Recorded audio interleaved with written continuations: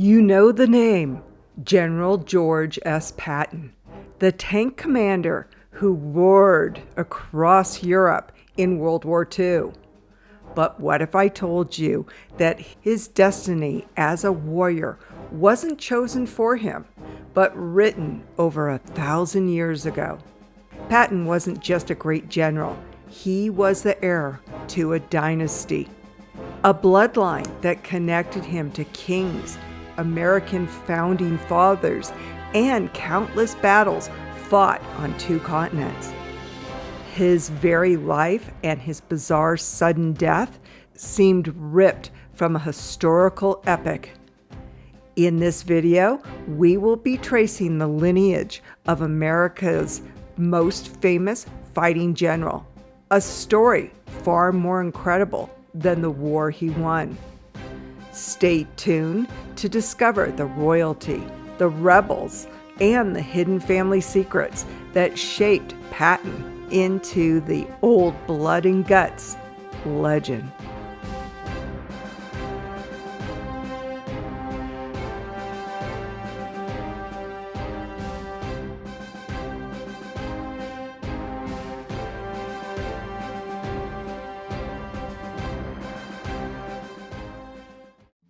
When you look at General Patton, we are not just seeing a single man, but the accumulation of centuries of military tradition. His family, primarily of Scotch, Irish, and English descent, settled in Virginia, weaving themselves into the fabric of American history long before he was born. Let's rewind to the American Revolution, to Patton's 3 times great-grandfather, General Hugh Mercer. Patton's lineage to Mercer goes through his parental grandfather, George S. Patton I, who was a descendant of Mercer's daughter, Anna. Let's stop and take a quick look at that lineage. So the general's full name was George Smith Patton III. His father was also George S. Patton. His grandfather was also George S. Patton. His great-grandfather was John Mercer Patton. And his father, who is the general's 2 times great-grandfather, was Robert William Patton. He married Anne Gordon Mercer, who was the general's 2 times great-grandmother. Her father is who we're going to talk about, Hugh Mercer, the general's 3-time great-grandfather. Mercer was a Scottish-born doctor and brigadier general who served with General Washington. He fought in the New York and New Jersey campaign and was mortally wounded at the Battle of Princeton in 1777. He died an American hero, and Patton grew up idolizing him. Mercer settled in Fredericksburg, Virginia. He worked as a physician and established an apothecary. He also served alongside George Washington in the provincial troops during the French and Indian War, and he and Washington became close friends.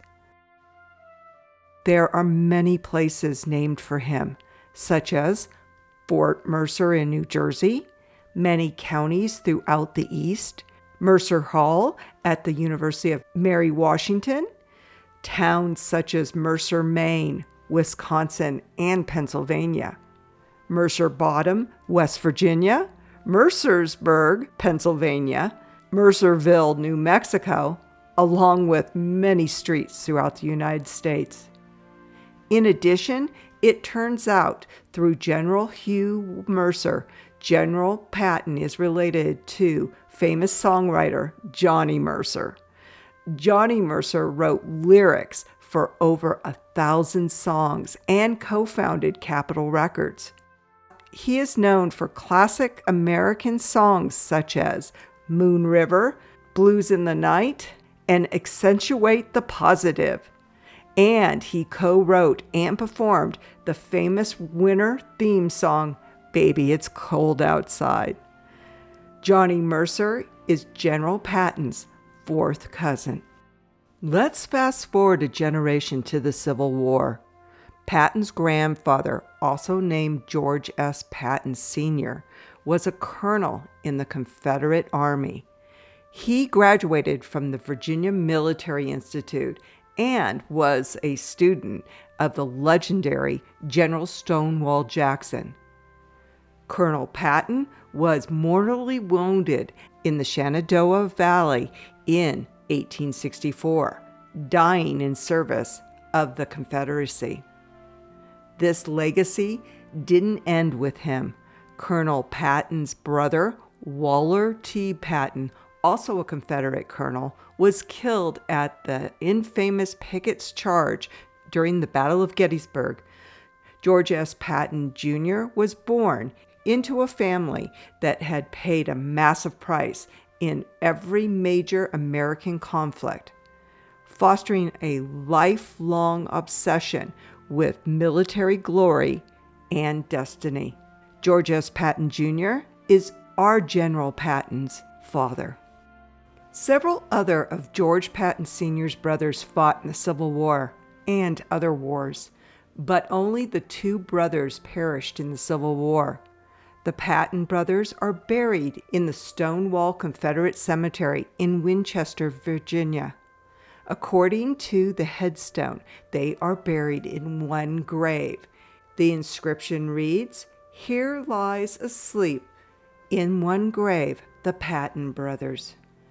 Oh, if there be on this earthly sphere a boon and offering heaven holds dear, 'tis the last liberation liberty draws from the heart that bleeds and breaks her cause." The final part of this inscription is from the poem Paradise and the Peri by Thomas Moore. As a side note, George Patton Sr. established a law practice in Charleston, Virginia, which is now the capital of West Virginia. Their home is now a museum, and there are still Pattons who live in the area. Now the fun part. Connections to royalty and other major historical figures. Like many old American families, the Pattons and the families they married into have deep, ancient roots that reach across the Atlantic. Through his various ancestral lines, Patton is related to a surprising number of history makers. For instance, he is a distant relative of the first president of the United States, George Washington, through the Gregory family line. General Patton was a sixth cousin, 6 times removed to George Washington, and another of Patton's ancestors was a first cousin to George Washington. The lineage comes from his perennial grandmother and George S. Patton Sr.'s wife, Susan Thornton Glassell Smith. Her Thornton Gregory line goes all the way back to Mildred Washington Gregory. Mildred was the daughter of Lawrence Washington, sister to George Washington's father, and aunt to George Washington. Think about it.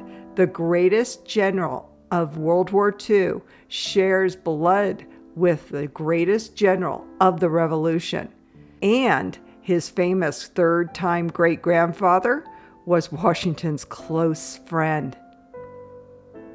Is it just me? But I see a bit of family resemblance, although they are distant relatives. Here's a fun side note.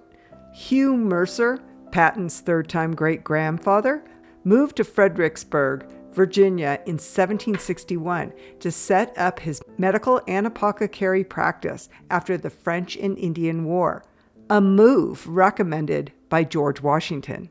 A few years later, in 1774, he arranged to purchase George Washington's boyhood home, Ferry Farm, with plans to develop it into a town, but he died in 1777 before he could complete the project.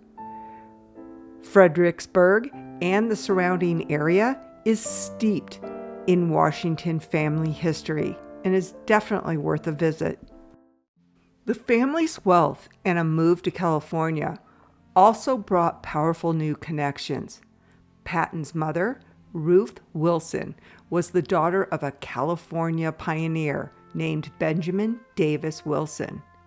You might know him as the namesake of Mount Wilson in Southern California.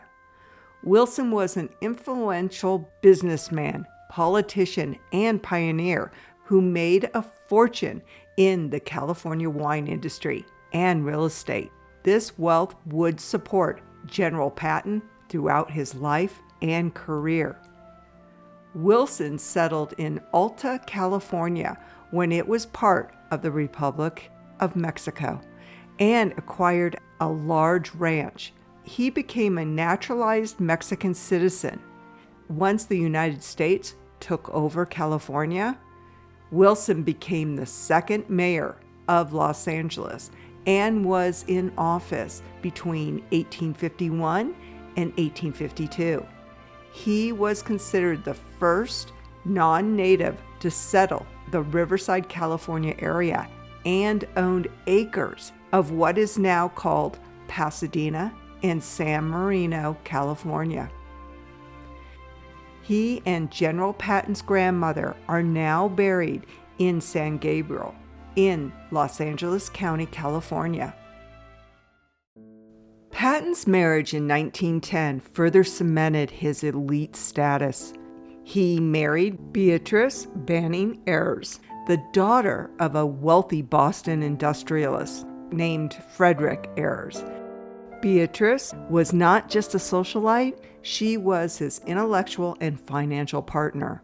This marriage was instrumental in providing Patton with the political and financial stability needed to raise through the peacetime Army ranks. A more controversial figure connected to the family is Bernice's niece, Jean Gordon. Jean was a Red Cross worker during World War II and was often seen in Patton's company. While the official relationship was professional, some historians and those close to the family believe Patton and Jean were romantically involved. Jean's presence in Europe and around Patton's headquarters was an open secret that added a layer of scandal to the general's already colorful life.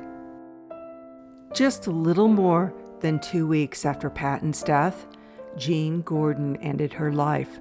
It is said she was found surrounded by General Patton's pictures in the Upper East Side Manhattan apartment of a friend. She was found asphyxiated with the 4 gas jets of the kitchen stove open and hissing gas. No note was found. For a man who lived to fight, who faced down the best of the German military, the manner of his death seems tragically out of place. Just weeks after the end of World War II, on December 9th, 1945, General Patton was on his way to a pheasant hunt in Germany. His Cadillac staff car carrying Patton and his chief of staff collided with a 2.5-ton U.S. Army truck. Everyone else involved in the accident was shaken up but uninjured. Patton was the only casualty. He was sitting in the back, and the sudden collision snapped his neck, paralyzing him from the neck down. He was rushed to the hospital in Heidelberg, Germany. For 12 days, the legendary warrior laid immobilized, barely accepting his fate.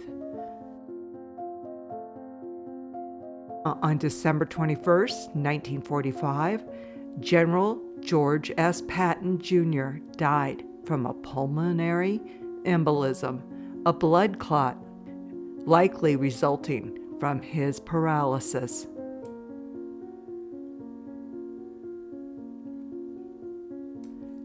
The simplicity of his death after surviving 3 wars immediately sparked controversy. To this day, the death is surrounded by conspiracy theories. Some speculation that due to his outspoken criticism of the Soviet Union and his belief that the U.S. should immediately turn its forces on Russia, he was assassinated. Missing official Army accident report only fuels these theories. However, most reputable historians conclude that Patton's death was a tragic accident, an unfortunate end to an incredible life. Although there were several controversies over his views on Germans and handling of POWs in concentration camps, leading to his dismissal as commander of the Third Army just before his death. But for a general who saw his life as an epic drama, the mysterious circumstances of his death feel like the final, dramatic chapter in his family's long history of war and destiny.